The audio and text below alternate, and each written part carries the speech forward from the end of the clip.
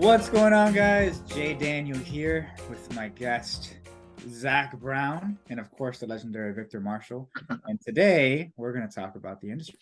That'll rip. Yeah, man. So I was thinking, who can we have on for episode number 10?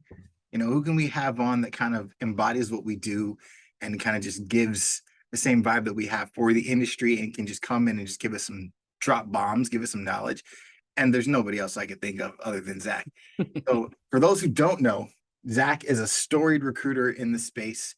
He's seen a lot, done a lot. He's also talked to a lot of business owners, a lot of closers, has had his hand in a lot of people finding opportunities in this space. And there's none other person that I think holds people accountable to excellence other than Zach. So I want to bring him on, introduce him. What's up, Zach? How you doing, man? I'm doing well. Appreciate y'all having me on. Super pumped to be here. Yeah, love having you on, man. So can you give us kind of a little bit of a background of you and who you are for those who don't know? Yeah, absolutely. 31. I am married, have a 1-year-old, live in the great state of Tennessee, just outside of Nashville. Quit my wage slave job about 3 years ago, just over. Jumped into actually MLM at the time and tried for about 1.5 years to make that work. And then transitioned into high ticket recruiting after that. And then that's kind of how I bled into recruiting / coaching and helping people onboard themselves from a similar position I was a couple years back into working remote in sales gigs. And then here I am. Awesome. So I'm just going to dive right into the meat, man, because that's just what we do. Please, it's the only way to do it. But can you give us, from your perspective, what is some of the biggest mistakes that you see new people making when they come into the industry? I'm going to say being a little, so as a con, Jesus, a couple. I'm going to say buying the hype and not asking good questions and not digging in, like taking something for face value and just assuming that those who are trying to sell you into a particular program or are trying to educate you on a particular topic have your best interest in mind. And I actually think you guys talked about this in one of the podcasts. Everybody has their own best interest in mind. That's priority numero uno. Everybody else is secondary. And I think if all of us, especially people kind of stepping into the space, would recognize like, hey, there is an agenda here. They are trying to accomplish a goal. They're trying to put food on their own tables. And if they can't do that, then what they do is worth, very little. So I think recognizing that is something that I think a lot of people just assume is maybe the opposite of the way that it actually is. And to their benefit, there is a lot of, I would argue, good positivity in the space. And this is an industry where you're paid to produce. And generally, those who have bad attitudes tend to not produce super well. There's always a lag one way or the other, but the level of your personal development, just to be, paint with a broad brush, generally has a lot to do and generally runs in parallel in some way, shape, or form with the level of income that you produce. And I think those couple of things are what I think people coming into this space could benefit from just recognizing coming in. Yeah. Dude, I just want to add to that too, because that's like huge. Like, it's an amazing industry because like you're getting paid to talk to a bunch of really cool people that are like, doing really cool shit, and you can make a ton of money. But if you're not thinking for yourself, like it sounds a little funny, but I almost don't mind when somebody says they have to think about it, right? That means they have their own internal thought process, and I can kind of just talk through them with it, right? Like, okay, cool. Let's get to the bottom of this, right? Like, I think it's important to have your own internal compass, and if you don't have that, you're just gonna get fucked, bro. You're gonna get 100%. tossed around like bad. So, dude, continue, Victor. I think like you said, like if you don't have your internal compass, if you don't have a view of what you want, and I think that's what a lot of it is too. People come in and they're like, I just want to make a bunch of money, or I need to pay my bills, and it's like, that's great, But this opportunity, this industry has so much more available than just that.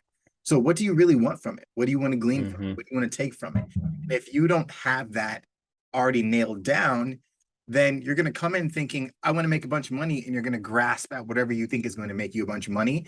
And that's how you end up falling for the schemes, the traps, the scams, the gurus, the programs that are promising you X, Y, and Z, but only 1% is going to get X, Y, and Z. You've got to put in the work, you've got to develop. And if you don't develop, and you won't develop because all you want is money. You don't want to develop, you just want to make the money. I think that's key. I think it's a key to know what you want and to come into it like, all right, this is what I want, this is what I want to attain, and these are the steps that it's going to take to get there.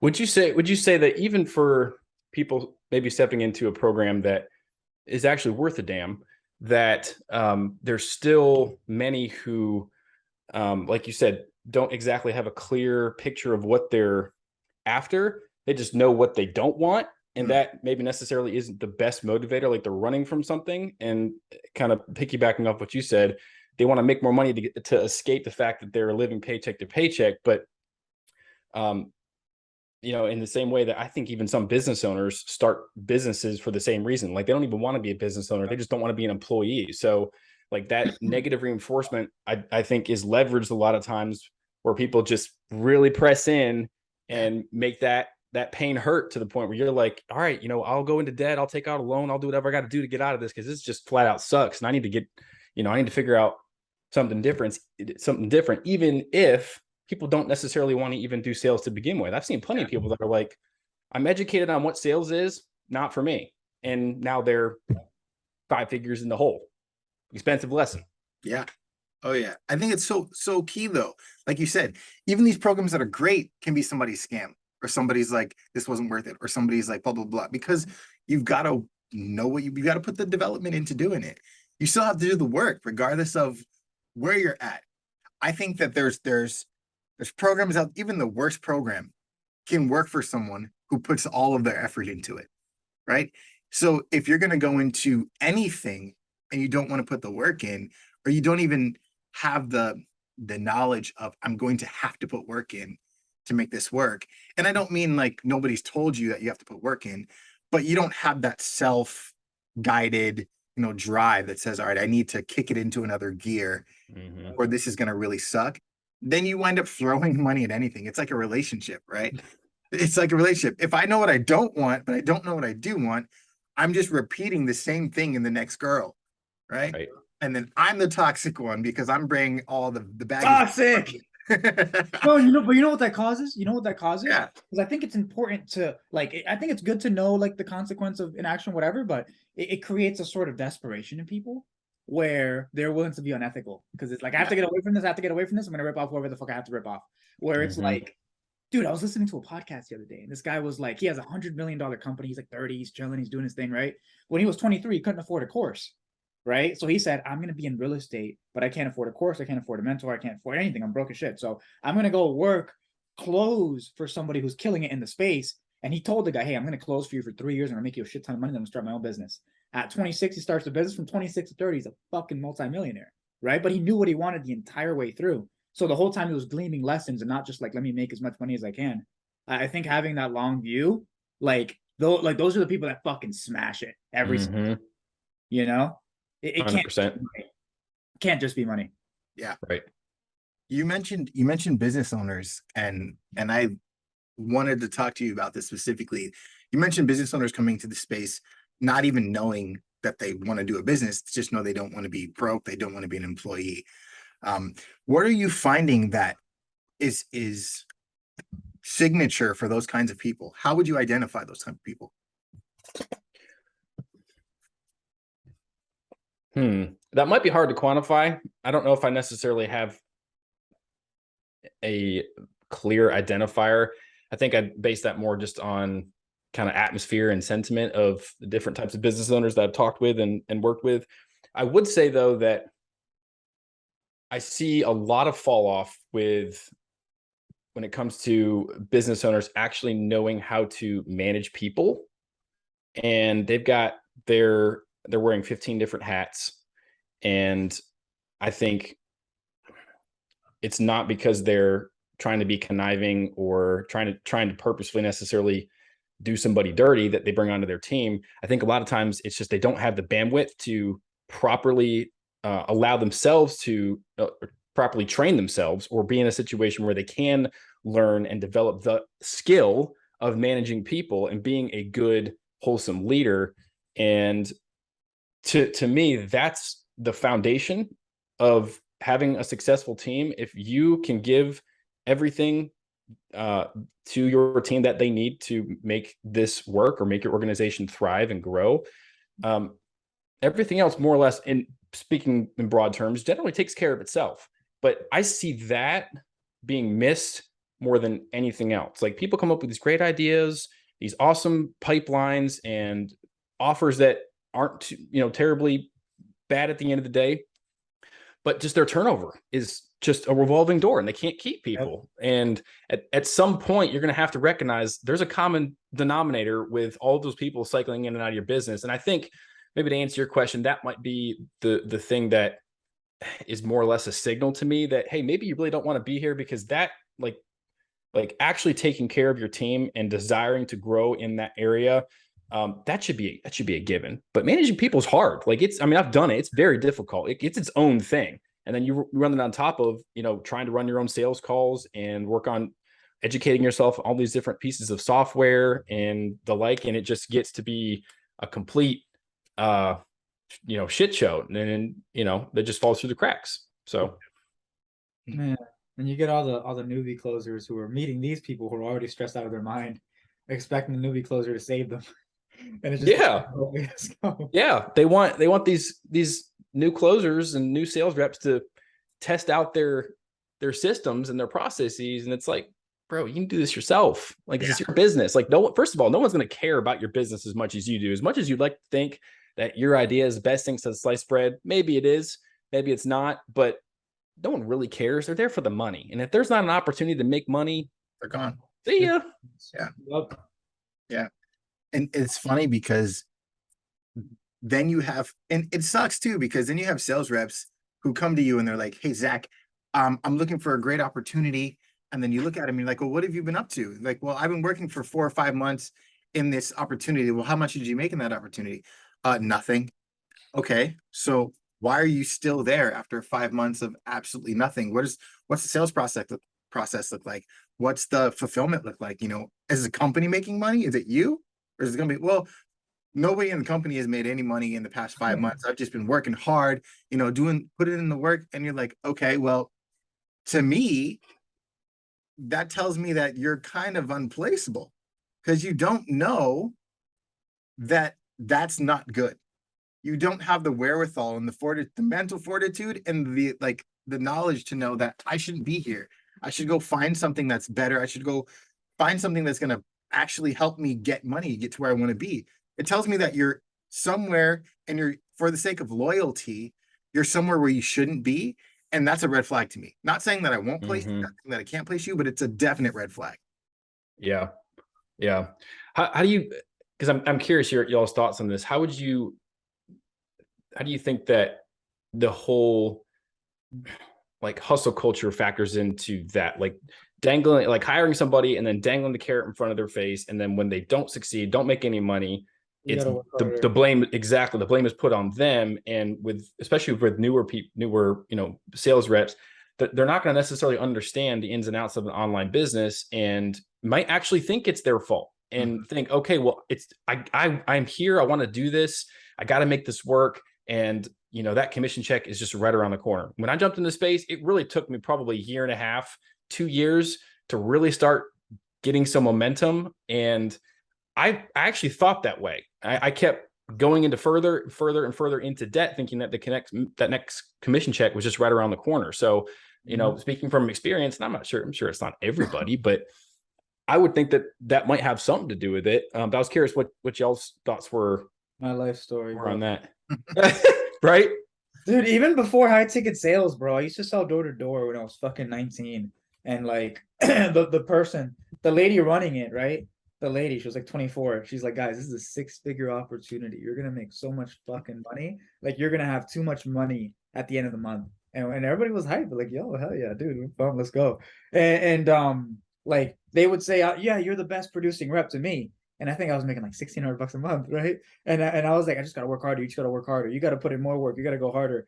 And it's you fall into this, you believe it. You're like, no, sales is a 6-figure opportunity. If you're in a sales, if people told me, all the millionaires told me, if I'm in sales, I'm gonna make a bunch of money. But it's bullshit. Like it's bullshit, bro. Like it's literally just math. What are the people around me making? What's the opportunity? And I think when you start, you're gullible, bro. Like you're really fucking gullible. Yeah. And I think like unless you have like that guidance or people around you that can kind of like really like kind of, because nobody gives a fuck. They're busy. They're doing their own shit. They're not looking at. And it's like I think a little bit falls on the business owner too, to a degree, right? Because like they're the ones paying you. They know you're not making shit. Right. Oh like, yeah. And they're preying on your innocence. They're preying on your naivete. However you say that. They're preying on the fact that they know that you want that money, and they know your pain is money. So they're ringing your pain point as a business owner, and they're saying, okay, let me just tell him he has to work harder. I need him to produce. I don't want to do what he's doing. So let me tell him that it's his fault. He's got to press harder. He's got to push harder. He's got to do more. He's got to develop, do more. And when in reality, it's never been done. There's no proof that you can go out there and make 6 figures. It's just a catchphrase that you say, oh, hey, I think it's there. It's a dream, right? And you're trying to build a dream off of somebody else's back, like the pyramids. You're trying to build a pyramid off of somebody else's hard work. And it's like, if I get enough people to come in and work hard, I'm going to erect this huge pyramid. That's not how it works. Yeah, I try to encourage people to watch out for the dreaded OTE, which is literal garbage. And like you said, I want cold hard facts. I want the data. I want you to tell me, what are people making? How much have they been making on your team? And if no one's there, okay, well, then we have to have a different conversation here. Yep. But I call it if come. It's like, if all of these things come to fruition, the stars align, if pigs can fly, you're going to make nice fat 6 figures. But even if the company's not making 6 figures, exactly. Right. Exactly. And that blows my mind too. They're making like $30K a month. All right, I'm ready to hire I'm ready to hire a closer. It's like, bro, no, you are not. Okay. No, you are not. And as recruiters, do you think it's our responsibility to tell business owners just? I would say so. I mean, someone's got to do it. Yeah. I've taken it on myself to, if I'm talking to a company and they're like, hey, I made $5,000 last month. I'm like, okay, what'd you make the month before? Oh, like 3. And we're ramping up, we're scaling. I'm like, okay. I think what you should probably do is, maybe even if you're going to hire someone, hire a VA to handle some of your little light work so you can go and sell some more calls. Hire someone to do a funnel for you so that way you can bring in more leads. But you don't need a salesperson, and then I break it down to them, because a salesperson is going to think, I need money and I'm going to want a percentage of what's being made. They're going to look at what you're making and they're going to say, okay, that's $50 a month. What's the point? Right. What's the point? 50% commission though, bro. Come on. Yeah, but 50% of 0 is still 0. Facts. That's real shit. And I like you guys said, like I've been there, and I was the guy who was like, all right, here's what I'm going to do. I'm going to take this opportunity. I'm going to leverage it for a huge commission. So if I do make something, I'm getting a huge commission. I'm going to get a bunch of people under me to do all of this so we can all do it together. And then I'm just going to break everybody off if we make something, right? And then I started like pulling people in to something that wasn't working. And in the end, it didn't work. And I was like, it's a great idea. It's a great idea. It's with the right heart, but not enough understanding of what's actually going on. It wasn't until I really dove into finding out what the business was making and really valuing myself, which is really what it was, valuing the worth that I know that I'm capable of, then I started making money. Other than that, like there was no way to do it. Right. I feel like you almost gotta earn like imagination and vision. Like for example, right? If somebody's like brand new, I don't feel like you've earned the whole imagine. I'll give you an example. So like, if somebody's a disgustingly good closer, they close 70%. They're just an animal. Any offer they go to, they understand business structures and marketing and how to optimize a funnel. Right? They can take somebody who's brand new with a good attitude and say, "Hey, dude, I think you're gonna crush this business. Let me get a fucking piece of the equity. Let me get 50% comms. We'll grow this to a huge business. Let me come in and kill it." Right? They like. I think Taylor Walsh actually talked about it. Right? Like the more you grow, the more vision you can see out into the future. I think if you're brand new, you don't have a vision. You just see what's right in front of you. And the thing is, like, if you see what's in front of you, you have to see the reality of what's in front of you, not like the dream that they're painting, because that's fake, right? It's like, what are the actual numbers in the business, right? What's it actually producing? How much are other people making? And what's the training and development look like? Like, you have to be practical in the beginning. You don't know shit, so the team has to help you. You know, I think that's what people need to prioritize when they're getting started, or they're just like, again, pound town, bro. Like, yeah, 100%. I think one of the biggest tells, one of the things I encourage people to ask when they're considering potentially partnering up with a company is, if they do have a sales team, how long have your guys been there? Yeah. You know, and in a space where it's just, the average that, and if you guys have a different number, I'd love to hear. I've seen like 4 to 6 months is when on average people tend to cycle in and out of a sales gig. So if you got somebody that's there for a year, like that's forever in the high ticket space. Like that means like something is going right for someone to stay for that long, at least in the experience I've had. Would you guys say I'd say a different number? Like months is with a decent opportunity. May not be even like a great opportunity, but it's a fairly decent gig where people actually are producing a little bit. I've seen even less than that. I've seen people in the 1 to 3 range, and a lot of that is on the business owner's part. But a good opportunity where people are making that 8 to 12 consistently, if they're putting in enough effort and they can actually put that work in and do more. I've seen, like 4 to 6 months, like you said. And then it's usually something goes wrong, something sours them, because you know what happens? We're humans, right? So if something is repetitive, if something is the same over and over again, we start to think, okay, what's out? What else is out there? What more is there? What more am I able to do? And then you start to get high on yourself, and you're like, all right, I'm crushing it. I'm making this consistently.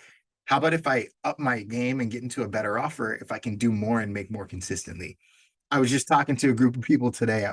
I was just talking to a group of people today, and it was a group of girls, and they were talking about their men and how they're just repetitive and it gets boring and blah blah blah. I'm like, well, men are programmed to find something that works and do that for the rest of their life. You know what I mean? So unless you trick the system, she's there. Unless you trick the system, they're gonna do exactly what they've done every single day, because that's what works for them. And I think that the money and the promise of doing more in 6 figures and status tricks the system a little bit after a while. And so we start to think, oh, okay, all right, I'm crushing it. I'm making a solid 8 each month. All right, so what happens if I find another opportunity that promises me 10 to 15 or even 20? How about I try that and see what that looks like? And then you have people leaving at that 4 to 6 mark. That's how I figure it. How do you? I'm just curious on that too, because like as a rep, right, you're basically a business owner where you can kind of make your own independent decisions in the industry.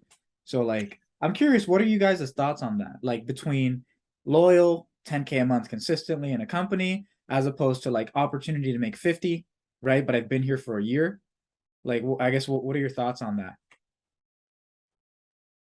I think that when it really boils down to is, what is your vision? Do you want to be the person that makes 8 consistently or 10 consistently? If that's fine for you, if that's something that you see, this works for me, this is consistent, I'm steady, like I'm good at this, there's opportunity here for me, then great, that's perfect for you, stay there. Right? But if you're the type of person who's like, you know what, I want more, I want to develop, I want to grow more, I want to see more opportunity, I want to one day become something other than this, then if you have an opportunity that's a solid opportunity and you vetted it and you've gotten to a plateau, then switch it up a little bit. It's like working out, right? If you're consistently benching what they tell you to do, if you're stuck on a plateau on the bench, do push-ups, right? Do push-ups consistently and get back into grinding. Does that necessarily mean that you need to jump to a offer that promises 50. No, maybe that's getting to a setter gig that's a little bit lower, so that way you can get back in the game and grind. It depends on what you're looking for. I think it's important to have the variety in sales, because one of the things that I've noticed is that 9 to 5 mentality of my grandpa worked at the factory for 50 years and he's still there, that mentality carries on to us, and it carries into what we're doing right now. And that's just not the environment of the online space. Yeah, not to mention, I mean, my dad's generation, they're the last that are going to see any sort of pension, because he's been, both him and my wife's father been at companies for 20 plus years. They're going to see the pension, they're going to see the Social Security. All of us are probably never going to see any of that. I mean, obviously we're not in the corporate sector per se, but still, it's like the whole spend the 40-40-40 plan. So in 40 years of your life, to retire on 40% of your income. I'm mixing it up, but you guys know what I mean. Yeah. I do think that people, like sales reps, a lot of times try to move too quick, and this space is just oozing with the whole, or it makes it hard to not fall Shiny into objects. the shiny object syndrome, and to think that the grass is greener on the other side. Oh, our leads are flaming hot. Like they're basically begging to give you, their credit card or whatever it is. And again, it goes back to what we said earlier about the whole like OTE. Like a lot of these businesses are starving for good people, but they get the good people, can't keep the good people. All they do is get the people that are overly desperate and really aren't here for the right reasons. And it just perpetuates that cycle of having two negatives. If you have one positive, one negative, sometimes you can make it work. But if they're both not a good fit for each other, or both opposing, you're going to run into some issues. So yeah, I think, and also too, this is what kind of bugs me about the space, is everyone says, oh, you deserve to make as much money as you want. You don't deserve shit. You don't. And it's like, if you're making $8,000 a month in this space and you're doing it consistently and everything is going great, why on earth would you screw that up? Yep. Why? It's an emotional decision. It's not logical. Yeah. You could be really, really calculated in trying to bump up that income, but I would argue that it doesn't happen from jumping from one offer to another. That should be your last resort. If you got consistent income coming in an inconsistent space, that's a huge win, and you should be guarding that with your life. Bird in the hand's worth two in the bush. That's a good one. It's like, it's kind of because it's true. Like the beauty of these businesses, most of these companies are relatively small, right? You're not going to see a $200 million company in this space, right? Like, so it's like, because it's so small, you have access to the marketing team, you have access to the owner. Like you can actually have those conversations about increasing commission. Dude, the offer that I'm on, so I'm taking 10 calls. I'm taking 9-10 calls a day, right? Like, dude, we just tripled our price points. We just reworked the entire structure of the offer. Everybody's commissions are going to triple, right? And it's like, you can do that just offering feedback to the team and saying, I need to make more money. You can, it's interesting because I kind of see it like, I don't know if you guys like basketball. I know Vic does, but like, it's kind of like, you have certain players that stayed in the same team basically their whole career. And then you got the Kevin Durant's who, like they're just bouncing around. And it's like, and it's just kind of that thing, right? Like, which argument is better? Which way is better? And it's like, well, I don't know. I like Curry, bro. He's been in the same team for a while. They really focus on the development. But then you have situations where like when LeBron was in, remember when he was in Cleveland? Mm-hmm. And he was like that, you could tell he wasn't in the right place. I think you got to have like the mental fortitude to say like, am I in the right place? Right? Is it me or is it the opportunity? And then you just fucking get to work. Yeah. It comes into taking inventory on your goals, yourself, your own limitations, and what you're even capable of. Because a lot of people are like you said, I deserve, $20K a month. Well, are you even capable of $20K a month? I demand $20K a month. Do you even have the skill necessary, or the time, or the fortitude, or the capacity to handle that? Because with $20K a month comes $20K a month's worth of work. Yeah. No one's going to hand it to you. Just because you're in an opportunity that people are making $20K doesn't mean you're going to make $20K. It means you got to do the work just as well as they do, or better, because you may not have the skill. You may not have the talent. You may not have the drive.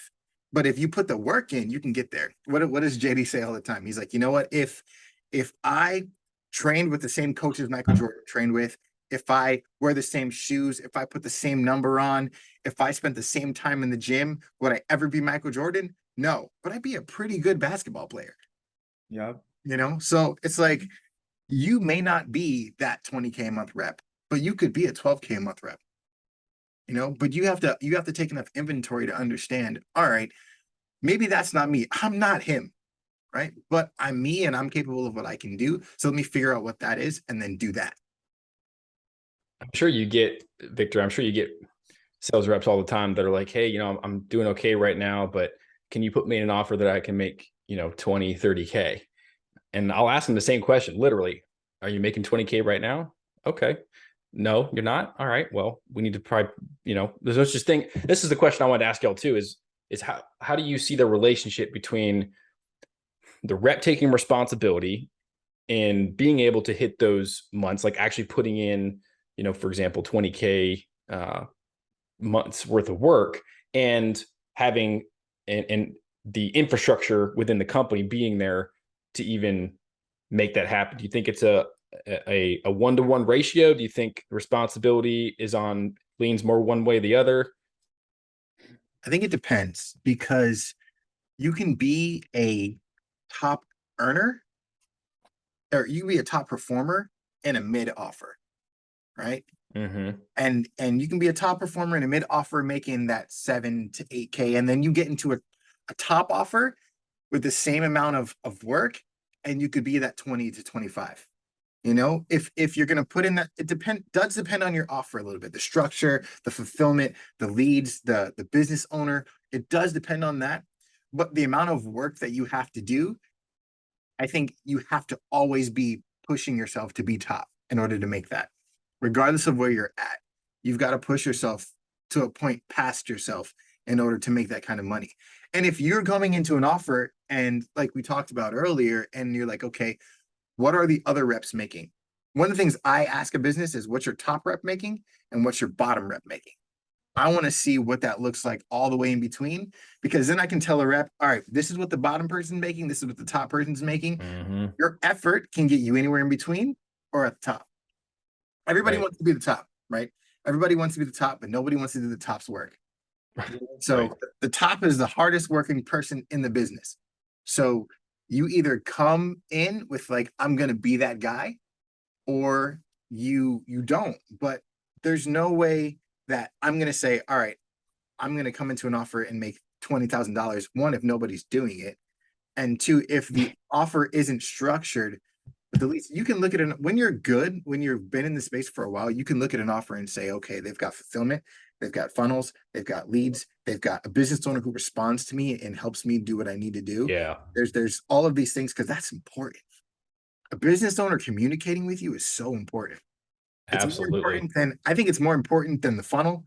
I think it's more important than a lot of these other things, because if you can have a conversation and you can say, this is what I need, and the business owner responds and works with you to get you that, that's Yep. gold.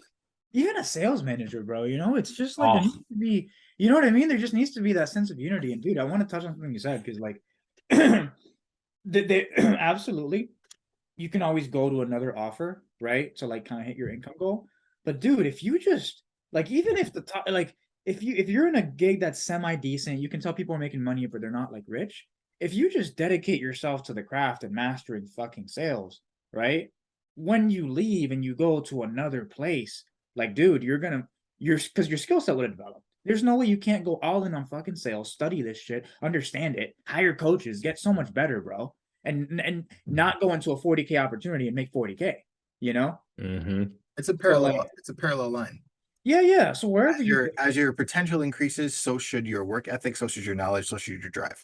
yeah. So wherever you are, you just gotta go all the fuck in, you know? Like obviously if it's a shit opportunity that's brand new, where like the owner is working at Starbucks on the side, right? Like Oh that's different, Lord. you know? My first gig, the owner was working like True story? what's that? True story. My first, like, this is like 2 years ago. My first closing gig, bro. The guy was working part time for like. Oh shoot. Mine was working DoorDash. Yeah. Wow. Yeah. Wow. Yeah, no, I it's guess at hilarious. some level I admire the hustle, maybe. Yes, no, I don't know. Well, that's another thing too, is like when reps come to me and they're like, hey, I want to make more money, I would be willing to bet 9 out of 10 times there's something you can do on your current offer that will bump your income up. Yep. You could double. Most people could double their income, bro. Yeah.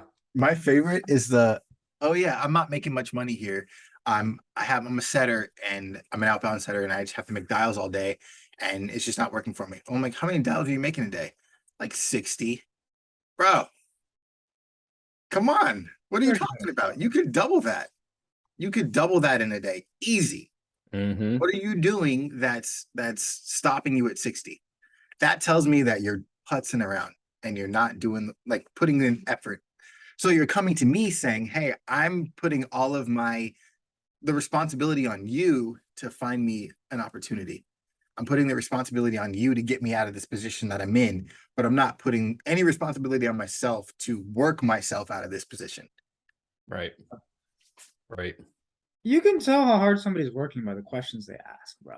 Like questions convey like effort. You don't have to say I'm doing that. Like you don't have to say it. Like you can just ask a question. Somebody knows this guy's fucking going. Like Mm-hmm. you know, and all of a sudden they want to help you. I think y'all talked about this in the episode I watched, but a lot of times when with someone's opener, you can usually have a pretty good idea of where their head's at and how well they're going to perform from there on out. Yeah. How you do anything is how you do everything. Yep. Yeah. So I've been a follower of yours for a while, Zach, and I've watched your content for a while. And I know that this next line is something that you're going to have a lot to say about, but oh boy, what pisses you off most about how reps interact with recruiters and the offers that they get placed on? Well, you sort of touched on a few minutes ago, but I'll extend a little bit of grace with this because I think there's some ignorance at play here, but it's coming in with an expectation that someone's there to, meet your every need, do your bidding. It's entitlement, I guess is what I'm trying to say. It just seems like people are like, all right, well, this $99 course told me that I can get hot, warm inbound leads. So where are they at? Yeah. I paid my dues. I paid my $100. I bought my course. Never bought a course in my life, but I'm the man now. So where's mine? And I think a lot of times when someone does find a recruiter, they're like, oh man, I got like this pot of gold here. Like I gotta leverage this as much as I can. And I've had people, I'm sure you had too, that they're just always in your pipeline. You're like, are you doing anything else? Like, yes, sure, leverage a relationship with a recruiter, but that's got to be like one of 15 different things that you're doing. Mm-hmm. And this is not a space where you can just rely on one source of anything. You've got to always have contingency plan because we're all playing on Mark Zuckerberg's playground, and there's nothing stopping anybody from going under just like that. I mean, Facebook was down for a day about a year ago. I don't know if y'all were around for that, but we just sat around and just twiddle our thumbs all day because we're like, all right, well, I guess our business is closed for the day, shutting our doors. You guys want to go get a beer or something? And it's like at any moment in time, anything could happen. And no one is in control of all the variables. So why would you not control that variable by having something in your back pocket? Like, even with your relationships, like you don't just meet one person and be like, oh man, I'm good. I'm set for life. Like I got one recruiter. Like they're at the mercy of their own pipeline. They can't always help you, even if your follow-up game is on point, even if they really appreciate how you approach them and how willing you are to be like, yo, do you need anything? Can I do anything for you? Those types of people, by the way, are the ones that I will bend over backwards for. Mm-hmm. I will go out of my way to help them if they're willing to, dude, whatever you need. I don't care what it is. You want a shout out, you want a video giving you a testimonial. You want me to share your posts? You want me to sing your praises at the top of the mountain? Like whatever it is, like I'll do it. Those people, they're stroking your ego, but at the same time, they're willing to provide value and give instead of just say, okay, I need to, take care of me, myself, and I, and nobody else matters. So I'd say that's probably in a long roundabout way. One thing that kind of takes me off when people are approaching me. It's kind of that it's kind of that like employee mindset too, right? Like it's exactly what it is. It's the unwillingness to think. Do you think it's unwillingness or just like not knowing how to think? And you know what I mean? They're out of practice. Right. I don't know about y'all, but I mean, I was going the traditional route all the way up until I was 26, 27. Yeah. I just don't think that the environment that we are as an average individual placed in and grow up in really cultivates that critical thinking muscle. And many, and I'm generalizing again, but many corporate jobs, you're paid to be there. You're paid to show up. You don't get paid to show up here. It's like, oh, nice to see you. Like, what do you bring to the table? Yeah. That's what we care about. Yeah. Yeah, it's interpersonal relationships, and we're not taught that. That's something that you have to learn on the fly, right? Yes. You don't go to school and they don't teach you, this is how you interact with people you've just met. This is how you ask someone for something that you have no, relationship with. This is how you build relationships. They don't teach you any of that in school. And it's not an excuse on our part, because if we're not taught something, it's our duty and our responsibility to go out and find the knowledge necessary to then do those things and to make those things happen. So if I feel like, all right, I need to go introduce myself to someone who I don't know, what's the best way to do that? Well, let's figure that out and then do that. Like when I met Zach through Sanaya, his assistant, and I helped her out as much as I could, and she introduced me to Zach. And it's like, so because I was able to provide value to her and make her look good to Zach, then I got the intro, and it's like, for so many people, you're out here just like, oh, I'm providing value by telling you that I'm ready to work. I'm providing value by saying, hey, what jobs do you have for me? Like it's that handout entitlement, like you said. It's exactly what it is. It's entitlement. And that plays out not just to the recruiter, but it plays out on the job, plays out in the interview. It plays out when you talk to an employer. I had a guy, I placed him, and he basically told the employer everything that was wrong with his business and how he could fix it. And I'm like, do you not understand that this is a person who is very proud of what they've accomplished? Like it's that mentality that you don't get. Like you're talking to another individual who's put in their time and effort and energy into something, and you're now telling them that you want to work for them, you want them to hire you, but you're also telling them that everything they do is trash, and you're the answer to fix it. Like, who in their right mind talks to people that way? It's like, bro, if you got all these grandiose ideas, go start your own business. Exactly. And it's like, that mentality is crazy to me. And you know what, dude? Like, because like, dude, it takes 30 minutes to an hour a day of just literally typing in hiring or closers in like the little search bar of like most Facebook groups. If you do that 30 like for 2 weeks, bro, you're gonna have hundreds of people that you're gonna have conversations with.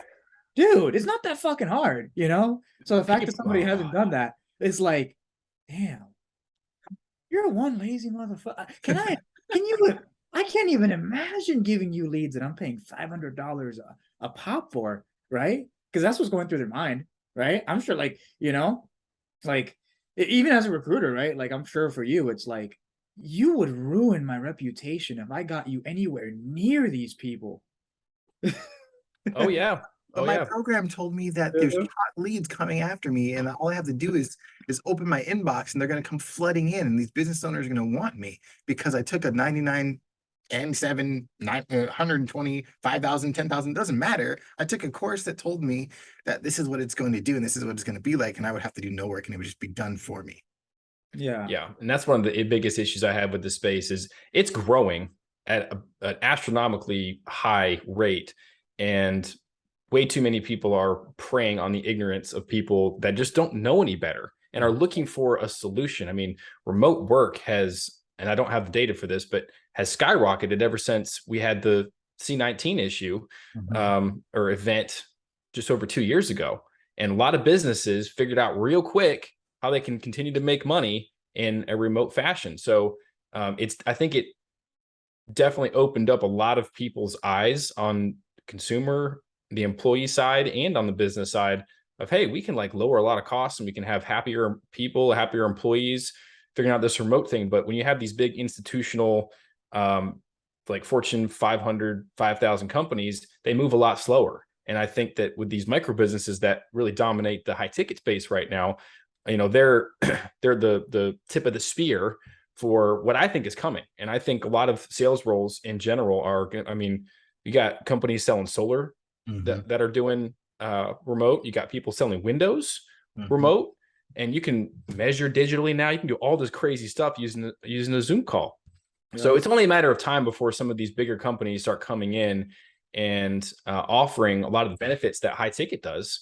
But I think with a little more stability. So that's kind of one of the things I wish that a lot of these micro business owners would start getting right. It's like, you need to either shit or get off the pot, because you're running out of time. Like, you're not going to be able to compete with some of these businesses. I'm already seeing some, I've interviewed with some that offer nice fat base pays, nice high commission. They have lots of employees, they have global reach, and they've got time under their belt, and they're not reliant on Facebook staying alive to do their business. So it's, I think it's inevitable, and I could be wrong about that, but I think over time, some of these small coaching businesses are going to start recognizing that it's even harder to find the good talent, even more so than it was, more so than it is currently.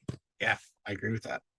Do you think that those big businesses coming in, or do you think that the other types of business coming in from the corporate world, bringing in that corporate mentality is good for sales? Or do you think it's kind of dilute back everyone to that 9-to-5 mentality? In some ways, I think the 9-to-5 mentality is still here. Yeah, I mean, I would agree with that 100%. Yeah. Do I think it's going to get worse? I don't know. I'd say that, at least in my opinion, jury's still hung on that.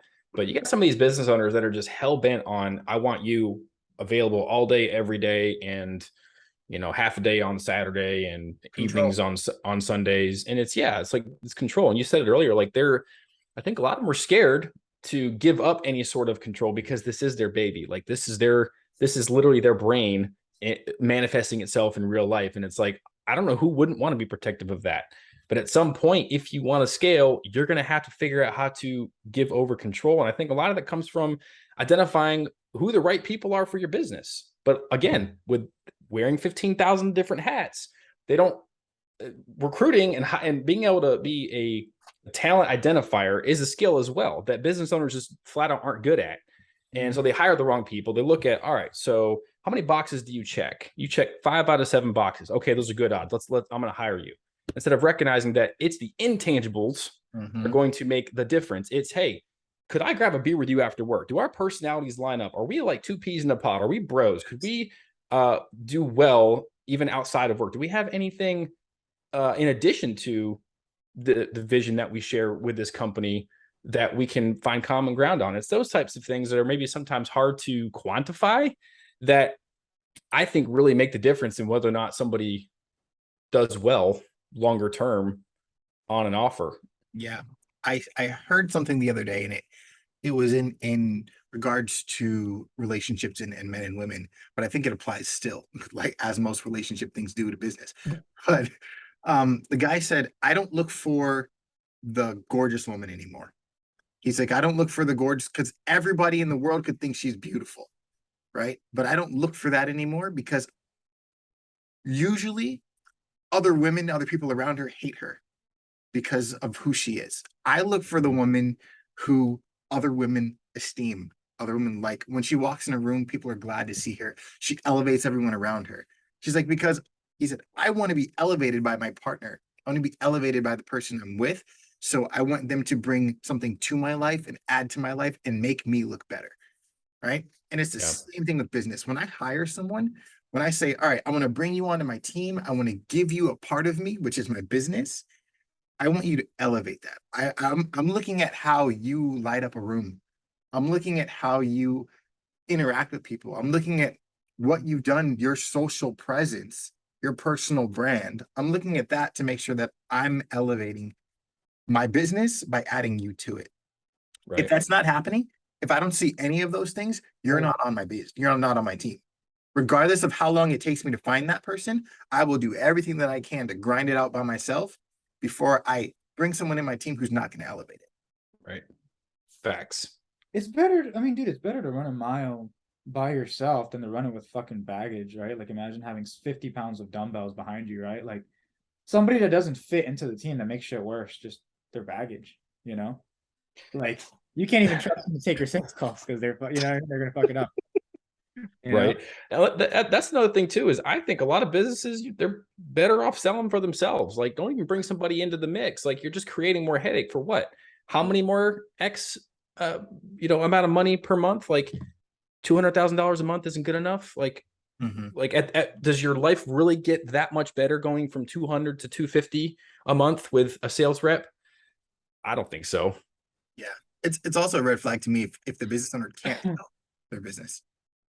If you've got a baby, right, and you can't tell me good things about your baby that make me want to see your baby, then there's something wrong with your baby, right? So if you've got a business that you can't bring people into, that you can't attract people to, there's something wrong there. Now, I get some people have great products and they just aren't good on the phone talking to people, aren't good at selling things. But if I can't get you one-on-one in private, get you comfortable and let you just tell me everything good about your business, if you can't do that to me as a recruiter who I'm trying to get to know your business about, if you're just reading me a byline of what your business does, that's a red flag to me. Yeah. Yeah. I really do think that businesses would be far better off just like kind of like what you say, creating an environment that people want to be a part of. Yeah. And instead of, coming in with a bunch of demands and forcing people to do certain things. And it's like, if you're not excited about your business, how is someone else going to get excited about it too? Like, you can get people to buy into your vision, because if you can figure out how to transfer that belief to them and get them into a headspace where they feel like they're a part of something bigger than themselves. And I call that like buy-in. And that's really how you get people to stay, is because they feel like there's a bigger mission and a bigger sense of belonging that transcends just, hey, I'm showing up and getting this thing done. They're seeing a bigger picture unfold. And I think that's how you attract the right people and keep the right people, and not saying, okay, well, I need you XYZ hours. And it's letting people be themselves at the end of the day, which I don't think a lot of businesses know how to do. They want cogs. They want someone to do exactly what they have set up. The best offer I ever sold on had zero script, no overhead, no team calls, nothing. The only thing that I had was I was a customer first. So I knew the offer in and out. Yeah. Slapped. Most favorite offer I've ever been on. The guy was like, here you go. I'm not a sales guy. You are. Have fun with it. Oh my gosh, man. So good.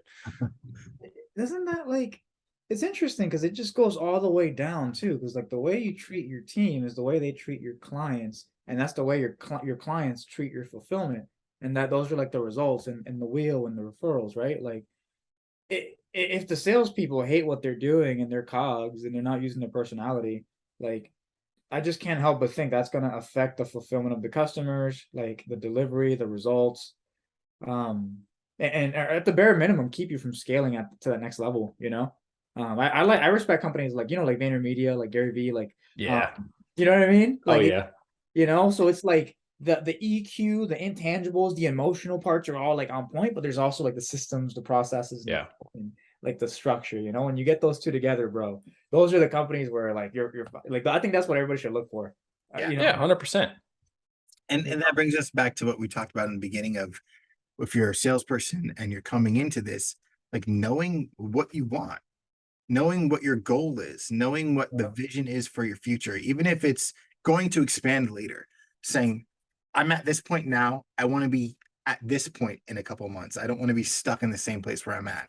And just having a type of drive that says, okay, now because I want to get there and I know I'm here, I'm going to push myself to grow, to learn, to experience, and from there get to where I want to be. And then when I get to where I want to be, I'm going to reevaluate and I'm going to set more goals and I'm going to go. But you're not going to find companies like that if you're just trying to come into the space with your hand out, trying to, fondle whoever can give you an opportunity. And it's like, but that's what they're doing. Oh, so on that note about coming across maybe a bit needy and desperate, I actually think that a lot of people are.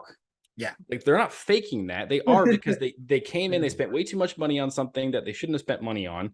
They should have bought a little bit of time, looked up some YouTube videos, did a few Google searches. You can get a lot of information that way without having to spend any money whatsoever. Read some books. Read some books. Exactly. $10, $15 for a book. I think a lot of people are desperate and needy because they're overextended. and they're like, I need a job. Like, I can't pay my bills. I had somebody 2 weeks ago tell me that his Wi-Fi got shut off because he couldn't pay his bills. I'm like, okay, this is when you start thinking outside the box, okay, and stop and take off those blinders and don't necessarily need to get a job in a high ticket role right this second. Let me go work at McDonald's. I don't know, work anywhere that has a very low barrier of entry into working there. You shouldn't have your bills falling off the table because you're like, oh, I'm going to do this no matter what. Okay, at some point, this is where, like what we said earlier, you got to have a plan B. Yeah. And if you just, sometimes you just got to take a step back so you can then take 2 steps forward. Like, you're just so dialed in that you're not seeing what's going on around you and stuff's falling apart. So I think sometimes, like, more often than not, people are just need to take more time. And you got this like sentiment in the market that, okay, I'm going to come in, I'm going to take this 3-4 month program, and then I'm going to be a high ticket closer, and then I'm going to be the man. I'm going to have it all figured out. And it's like, no, that should be like a launch pad. And if you're thinking, okay, I'm spending $10,000 on myself to learn something, and that's the only time I'm ever going to invest myself, well, you've lost and you haven't even started yet. Yep. So I think people need to stop looking at their high ticket journey as a 4-month closed cannon journey, and instead treating that initial step into some sort of program, which, again, nothing wrong with doing that. I think we should be willing to invest in ourselves, and it forces you to be invested in other ways, not just financially when you do fork over all that money, because that money is a representation of your time and hard work and sweat equity. So I think there's some value in investing in yourself for sure, and continuing to do that. But again, it's just playing the long game instead of thinking that, like, okay, I'm going from here to 90 days and then I'm going to be good, which it's not sexy to say that, which is why it doesn't ever get said. And people get 90 days in, they're like, what's going on? Why? How come I'm not here? Like, what did I miss? You didn't miss anything, bro. Yeah. There's a lot of ways to make money on Mark Zuckerberg's Facebook. That's true. Yeah. Be like Gary V, flip stuff. Yeah. Flip stuff. Garage sales. Yeah. I'm saying garage sales, dude, feed finder. Do stupid stuff like that. You can do anything to make money. There's no excuse for you not being able to pay your bills. You not being able to pay your bills is not the recruiter's issue. It's not the recruiter's problem to solve. That's your problem to solve. Go be resourceful and put a couple extra more dollars in your pocket, so that way you're not coming from a place of scarcity. Yeah.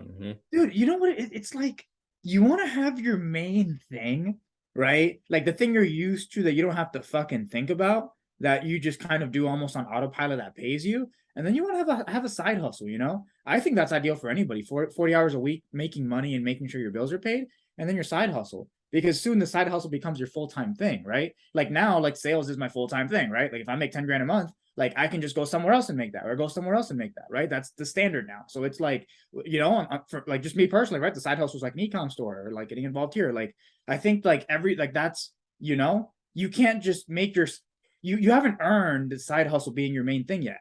And if you don't understand that, you're going to have a very painful number of lessons to learn, Yeah. And I see that happening a lot, bro. I've seen so many people like, I quit my job, I'm in the closing full time. I've never sold before, but the marketing told me I can make the money in 3 months. Yeah. So I'm gonna come on, dude. Yeah. Yeah. I feel bad for laughing, but at the same time, like, you have to build in room to grow into it. Like, you can't just expect to walk in, like Zach said, you can't just expect to walk into the space and be like, I'm gonna make 10K in 3 months and then bank on making 10K in 3 months. You've got to build that room to grow into that money, which means you've got to build that process of like, all right, here I am, like we've been talking about, here's where I'm at. What development do I need to do?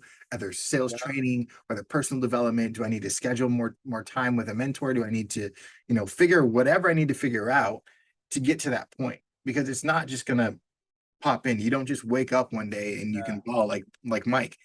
You have to develop and you have to grow. It's a lesson you gotta learn, though. I feel like it sounds fucked up, but I feel like it's a lesson that needs to be learned. Like, you can't just be fucking gullible, And I think like, in my opinion, right? These are all my opinions, right? But like, you know what I mean? Like, dude, the whole school system, like the Rockefellers, all this stuff, it was designed to make people not think, so they're compliant employees, and that's like perpetuating into the way that people think coming out of high school. So they bring that mentality here. I get it. But if you want something different, there's certain things you need to learn. And it's like, as bad as you feel, like, you can't go through this life being fucking stupid and gullible. I'm sorry, but like, you know what I mean? Like, if you're not thinking, you're, in my opinion, you're stupid because you're thoughtless. You're right. You're just clueless. Here's the thing, though. We do it with everything else. Right. We do it with everything else. We say, okay, I want to be a doctor. I know that right now I can't operate. I don't know. So I need to go to school to grow. I need to learn and educate myself to grow, to be better. Right. I want to be great at McDonald's flipping burgers. I know nothing about it. I don't want to burn myself on this grill. So I need to learn about it. But for some reason, we come into the high ticket space and we're like, I'm going to make money now. I'm going to make it right now. And no one's going to do anything to stop me. And we don't give ourselves the time to grow into. We don't give ourselves an orientation period. I fell for that shit, bro. So did I. I mean, like you said, I shouldn't laugh because I thought the same thing. I really did. Full transparency. I was like, oh, I got this in the bag. I quit my job too early and thought the missing piece was I need to be able to work 10 hours a day at this. That wasn't it. Like you said, it was a rite of passage. I had to give it actual time. And now, sure, did I expedite the process by going full time and quitting my job too early? Yeah, probably. But I think I did pull the trigger a bit too prematurely. Looking back. So yeah, full transparency. I think it is something that at one point or other, we all go through. We all have to go through in order to get to that point where, like you said, Jaydaniel, where we earn it. I think a lot of people would benefit from recognizing that that journey is for your benefit. If you want that time to pass because you want to be ready for it when it happens. If you're not ready and you get it, you're probably going to end up losing it. And that hurts even more than never having it to begin with. So it's like, let time pass, let things take their course, and be ready to receive it when all that work does start finally paying off and you hit that hockey stick momentum curve, as we all like to, look at with different graphs. And I think you'd be happier for it. Just biding your time a little bit more. Yeah. 100%. Sure. I think that's a good point to wrap it up. This was fire. Guys, if you're watching this and you haven't hit the like button and share to all your fucking friends, we still love you and be sure to come back next week. Yeah, man. Thank you so much, Zach, for coming on and spending this time with us. It's one of those things where, 10 episodes and it's nothing. We haven't done anything crazy, but we felt like we wanted to bring somebody on who can kind of vibe with us and get what we're trying to put out and just kind of help us just ebb and flow off of that. And I think it's been a beautiful episode and we've done exactly that.